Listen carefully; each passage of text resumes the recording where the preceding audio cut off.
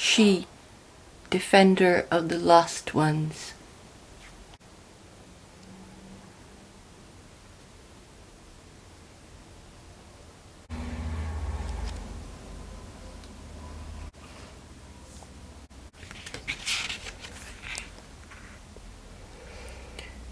To all the years I lost making terrible decisions, I am here to say I reclaim you. If body doth sustain this battered life force. You gotta be gentle though. The flesh is tender. Please be here only for this.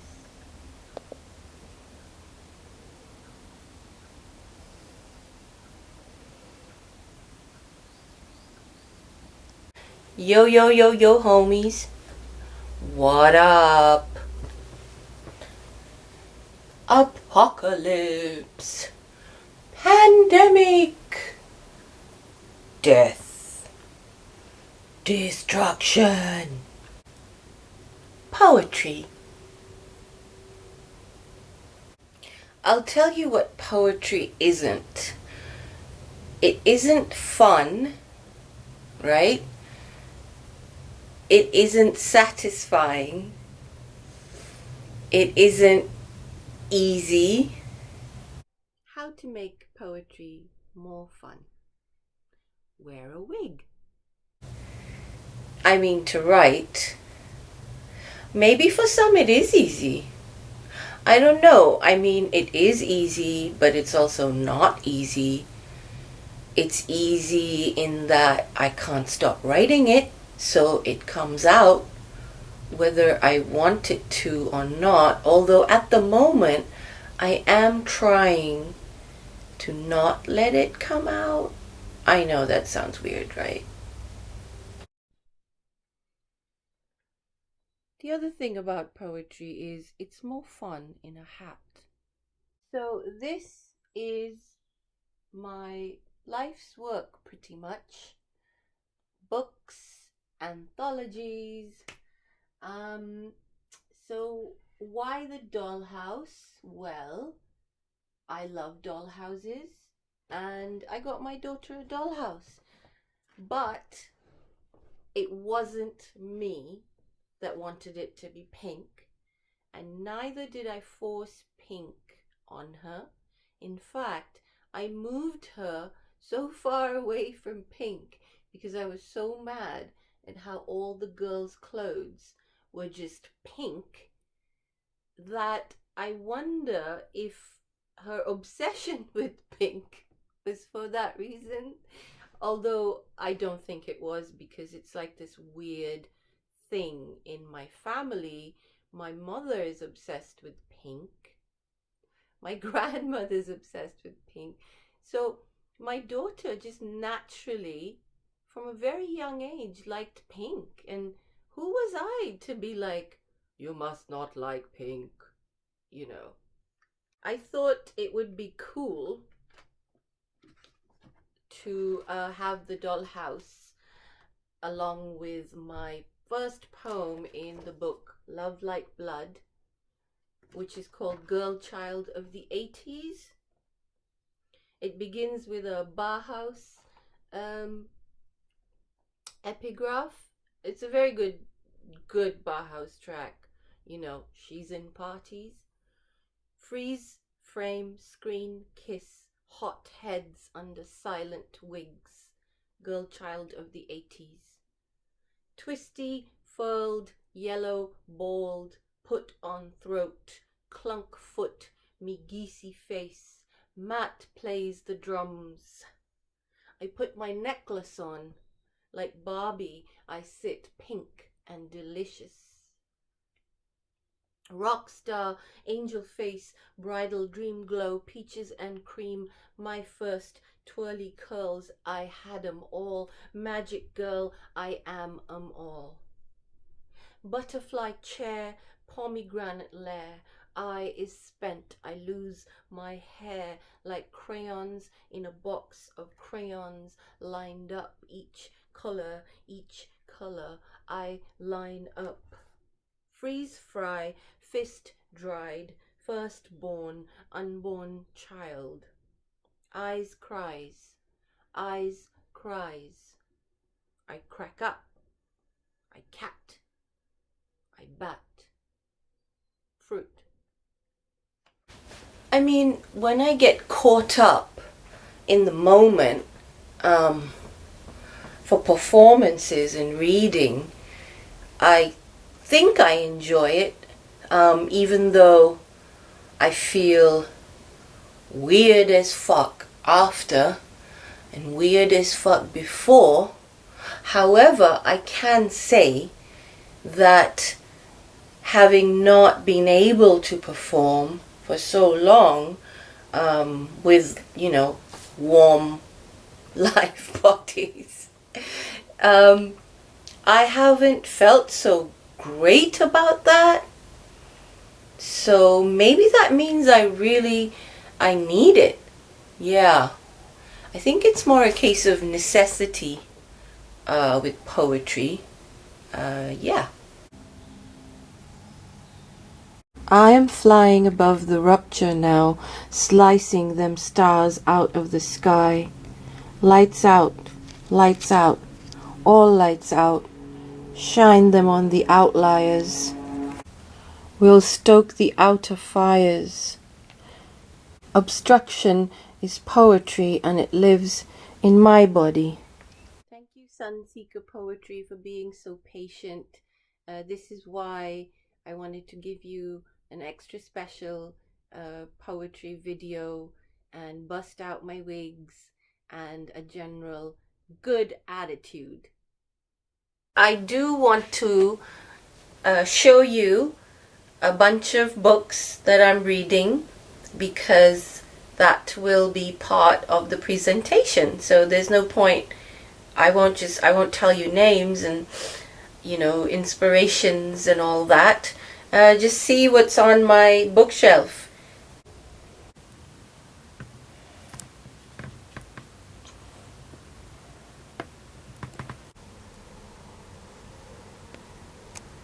So I think there are a few words that would be apt for my poetry practice, and those are love, sex, death, magic.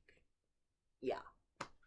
And on the subject of death, which is actually my all-time favorite subject, maybe one day there'll be a study of all the sort of mentions of death and philosophies of death and occurrences of death in my poetry.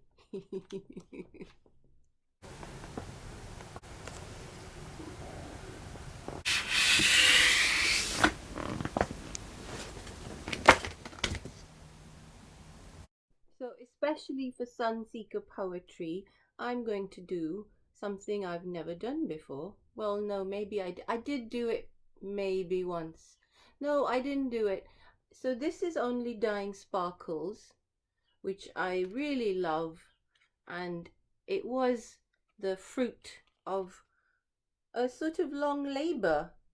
That cherry is by John Alexander Arnold, who is my twin flame, and we were reunited, but unfortunately this embodiment got in the way and we actually can't be together. So, but that's just the story of my life. Oh, there's another study for my poetry, heartbreak, unrequited love, never being loved, blah blah blah.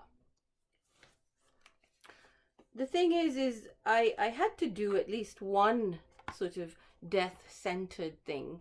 Only Dying Sparkles is the translation of a line from my all-time favorite Paul Celan poem, Finsternis or Darkness.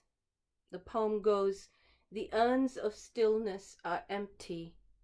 In branches the swelter of speechless song chokes black. Blunt hour posts grope towards a strange time. a wing beat whirls. For the owls in the heart, death dawns, treason falls into your eyes. My shadow strives with your scream. The east smokes after this night, only dying sparkles. What ended up happening was that way more magic got imbued into this deck than I possibly could have imagined. The intention that I set for it was to, what came through was an honoring of all those who I personally have known, and also that the world has known, who have, you know, killed themselves. So this is for all of those really extraordinary, beautiful souls, and in solidarity with those who suffer, not knowing why, because I definitely have suffered and continue to suffer, and you know, suicidal ideation is not even that well supported or understood. So in this deck, I pretty much talked about my struggles ongoing. I think, yeah. So what I'm gonna do, wait, hang on. The magic, I was talking about the magic. What ended up happening is that way more magic has ended up in it. And how do I know this?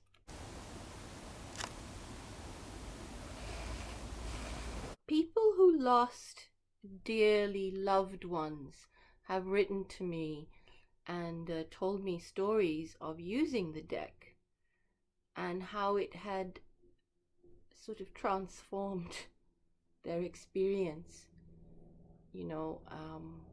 So that was a huge moment for me, for poetry, for art, for divination, for all kinds of things, right? So yeah, be careful with your poetry because it is imbued with magic. So as I said, I'm going to do something I've not done before, and that is draw some cards and read them live. Woohoo!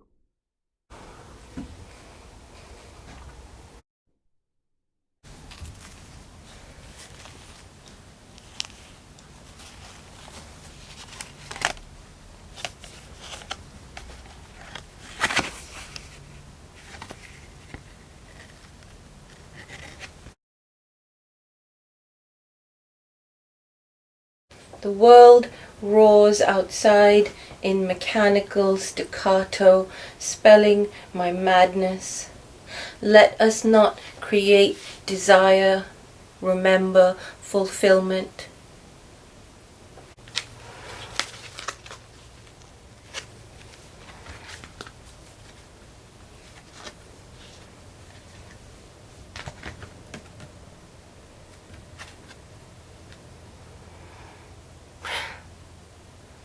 Death obsessed, through the panes of ice I come, standing on the margins.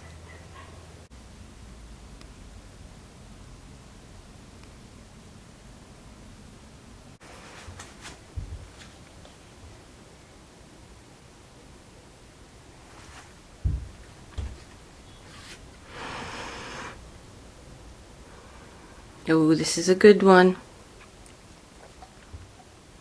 Time is a clusterfuck of permanent accidents burning. I am exhausted from the effort of silencing it.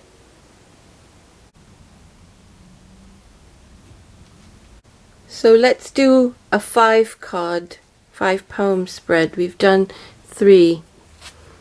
Here's the 4th. The odd thing is that these are actually all my favorites. Well, it's not odd, is it? Every night when she sleeps, red sun rising in her head. The last poem today.